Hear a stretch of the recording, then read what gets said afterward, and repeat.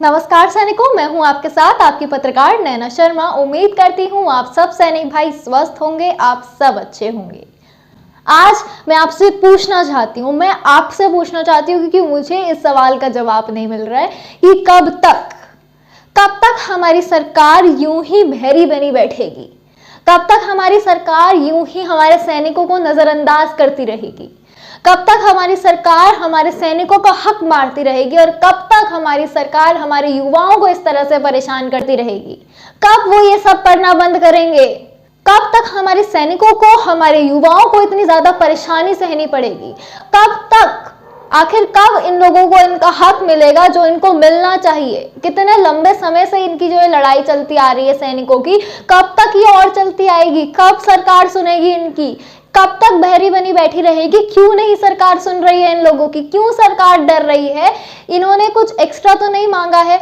हमारे जो ex serviceman हैं, जो हमारे पूर्व सैनिक हैं, वो सिर्फ इतना बोल रहे हैं कि आप बस 3 जजों की कमेटी बिठा दो। 3 रिटायर्ड जजों की कमेटी ही तो मांग रही है, आपसे दोबारा पैसे तो नहीं मांग रही है। सैनिक तो ये भी कह रहे हैं कि आपको ही क्लियर नहीं है आपने कितने पैसे दिए हैं मोदी जी। कभी आप रैली में कहते हैं 65,000 करोड़ दिए, कभी कहते हैं 70,000 करोड़ दिए, अब कहा था आपने 90,000 करोड़ दिए। पहले आप खुद तो समझ लीजिए कि आपने कितने करोड़ रुपए दिए हैं और आप कितना ज्यादा परेशान कर रहे हैं हमारे सैनिकों को। इतने सालों से जो है हमारे सैनिक संघर्ष करते आ रहे हैं, अपने हकों की मांग करते आ रहे हैं पीसफुली, लेकिन आप उनकी बात सुन ही नहीं रहे हैं। मुझे खुद इतने महीने हो गए हैं इस चीज को कवर करते हुए, मुझे भी खुद समझ नहीं आ रहा है। सैनिक करते हैं, उन्होंने रेल रोको आंदोलन किया, उसका प्रभाव पड़ा, आपने कहा आप मिलोगे सैनिकों से, लेकिन क्या हुआ?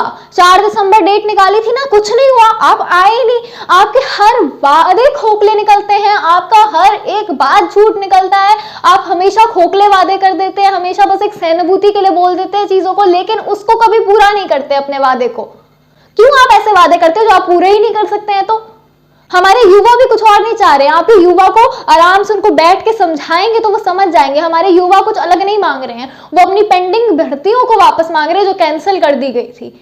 आप अग्निपथ स्कीम लेके आए, इसमें उन युवाओं को क्या कसूर है जो इतने समय से जो है प्रैक्टिस कर रहे थे, इतने समय से खुद को तैयार कर रहे थे, देश की रक्षा करने के लिए खुद को तैयार कर रहे थे, अपने आप को इतना काबिल बना रहे थे इतने सालों से। उनकी क्या गलती है यहाँ पर, आप मुझे बताइए, जो आपने उनकी जो भर्ती है वो ही कैंसिल कर दी? तो पुरानी भर्तियों को कैंसिल क्यों किया गया? अगर आपको अग्निपथ योजना लेके आनी थी, आप लेके आते, लेकिन जो पहले पुरानी पेंडिंग भर्तियां थी कम से कम उसको तो पूरा करते। हमारे युवाओं के साथ भी आपने ऐसा ही करा है और हमारे सैनिकों के साथ तो आप कितने सालों से ऐसा करते आ रहे हैं, विश्वासघात करते आ रहे हैं, हमेशा खोखले झूठे वादे कर देते हैं और हमारे सैनिक भोले वो आपकी बात मान जाते हैं कि शायद इस बार सरकार हमारी सुन ले, शायद इस बार सरकार हमारी मान ले, लेकिन आखिर में होता क्या है? विश्वासघात।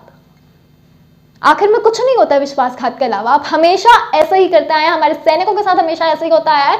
उन्हें बोला जाता है कि उनको उनका हक मिलेगा, लेकिन उनको उनका हक आज तक सही से नहीं मिला है। अभी भी उनकी मांग कोई अलग ही नहीं है, बस वो इतना ही मांग रहे हैं कि 3 रिटायर्ड जजों की कमेटी बिठा दी जाए। आप वो भी नहीं बिठा रहे हैं। आपने दिए है ना, कितने दिए हैं? 65,000, 70,000 या 90,000 करोड़?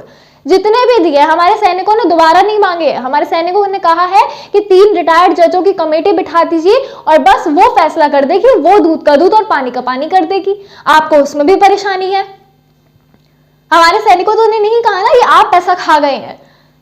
जिसने पैसा खाया है, आपने नहीं खाया तो आप क्यों डर रहे हैं? आपने दिए है ना पैसा, आप क्यों डर रहे हैं? फिर जो बीच में जिसने खाया है, जो भी इंसान है जिसने खाया है बीच में पैसा, या जो पैसा कहाँ गया है, जो भी हुआ है, वो कमेटी पता लगा लेगी। आप 3 रिटायर्ड जजों की कमेटी बिठा दीजिए, दूध का दूध पानी का पानी कर देगी।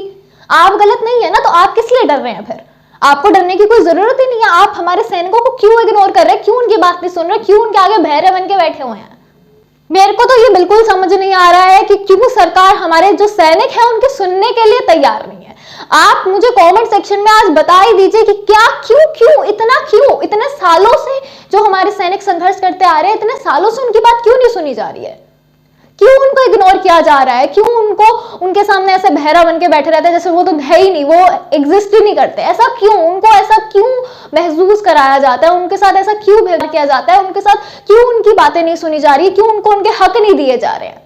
आप ही अब मुझे कमेंट सेक्शन में बता दीजिएगा।